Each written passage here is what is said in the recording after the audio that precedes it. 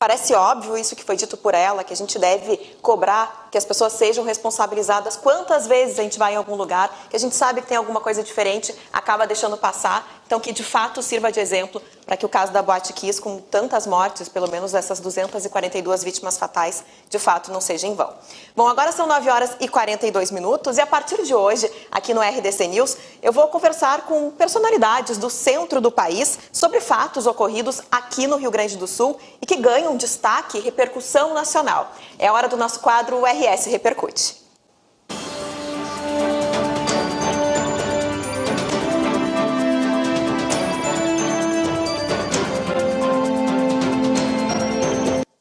Eu vou chamar para a conversa de hoje um colega, um super jornalista que eu tenho muito prazer de ter comigo agora aqui no RDC News, o jornalista Carlos Nascimento. O Nascimento já participou de grandes coberturas nacionais e internacionais e ele também esteve à frente dessa cobertura do caso da Boate Kiss. Deixa eu ver se eu já consigo enxergar o Nascimento na tela aqui comigo. Meu querido, boa noite, seja muito bem-vindo. Eu queria que você começasse, claro, já falando um pouco para a gente. Você apresentava o Jornal do SBT lá em 2013, quando ocorreu a tragédia, acabou vindo aqui para Santa Maria, no Rio Grande do Sul. Como é que fica, mesmo para jornalistas com tanta experiência como tu, como é que é cobrir um caso como esse? Boa noite.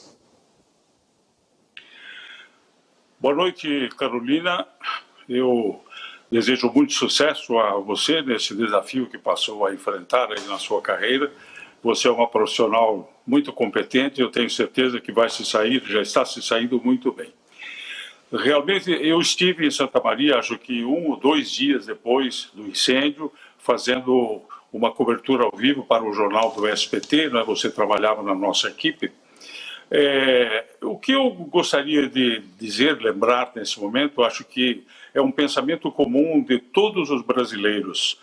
É um drama o que aconteceu, uma história seríssima, para ser julgada 9 anos quase depois de ter acontecido, né? Isso não é uma crítica que faço à Justiça do Rio Grande do Sul, aconteceria em qualquer outro estado brasileiro, porque a nossa legislação permite que assim seja, né?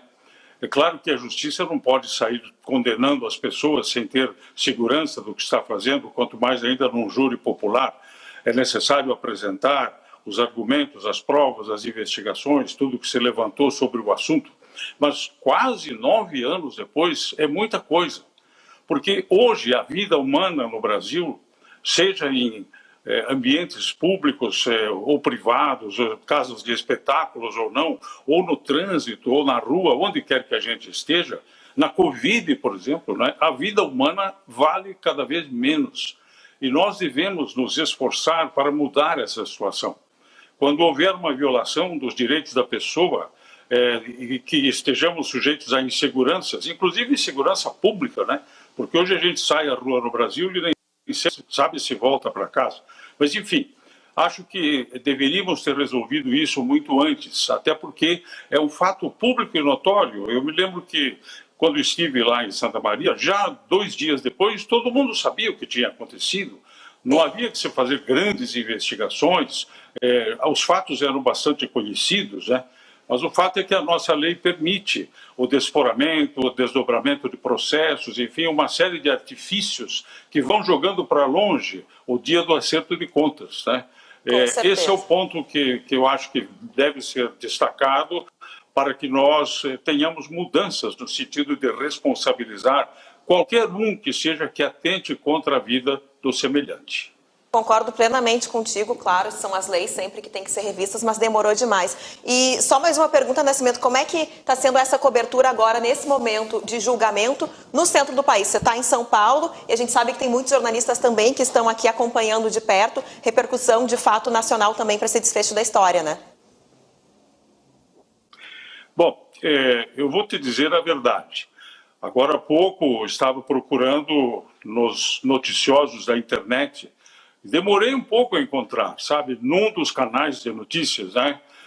Não estava ali nos primeiros destaques, estava lá dentro. Aí fui ver quem falou hoje, os depoimentos, o que foi feito e tal. Isto é, de certo modo, um reflexo deste fato tão grave, tão delicado, tão dolorido para essas famílias todas ter ficado meio que perdido no tempo e no espaço, né? A mídia está cobrindo, acabei de ver o Jornal Nacional, eles deram matéria, claro, tem que dar. Mas eu diria o seguinte, isso tinha que ser feito antes, porque para muitos já se tornou esquecimento, o que é um absurdo, né? Um absurdo, porque são praticamente 1000 vítimas, 242 mortos, 600 e tantos feridos, é um fato gravíssimo. Só que assim, o tempo passou, isso ficou lá para trás, muita gente já não se lembra. Infelizmente, nós temos notícias ruins no Brasil de todo lado, todos os dias, né? Sim. Então, assim, estão noticiando, mas eu acho que é um pouco tarde. É verdade, concordo plenamente contigo. Carlos Nascimento, jornalista de grandes coberturas nacionais e internacionais, uma super carreira e muito obrigada pela tua participação conosco hoje no RDC News. Fico muito feliz por você abrindo esse nosso quadro, o Rio Grande do Sul repercutindo pelo Brasil afora. Conto contigo em outras vezes, em outras participações. Boa noite, querido. Boa noite, obrigado a você e muito sucesso a você e toda a sua equipe. Muito obrigada. Tá aí, então, conversamos com Carlos Nascimento, que acompanhou toda essa tragédia de perto, esteve em Santa Maria na época e agora, então, comenta como é que esse caso repercute também nacionalmente. Bom, agora são 9h48.